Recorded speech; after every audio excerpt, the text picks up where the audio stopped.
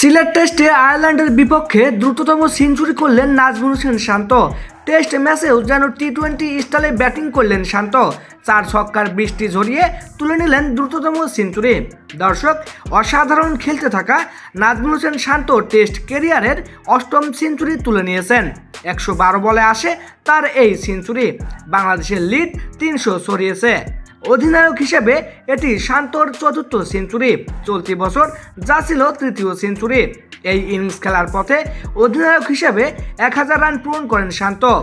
এদিকে আগ্রাসী খেলতে থাকা লিটন দাস ফিরে যান 66 বলে 60 রান করে। হামফ্রিজের টস আপ ডেলিভারিতে উড়িয়ে মারতে গিয়ে লং অনে হ্যারি ট্র্যাক্টরের মুঠোয় ধরা পড়েন লিটন। বলটি নো ম্যানস ল্যান্ডে পড়ত, যদিও দৌড় দিয়ে লাফিয়ে দারুণ একটি ক্যাচ নেন টেক্টর। এদিকে সেঞ্চুরি করে আউট হয়েছেন নাজমুল হোসেন শান্ত। এন্ডি ম্যাকব্রাইনের গুড লেন্থে করার ডেলিভারি দারুণভাবে স্কিট করে শান্ত। সেটি ফ্লিক করতে গিয়ে লাইন মিস করেন শান্ত।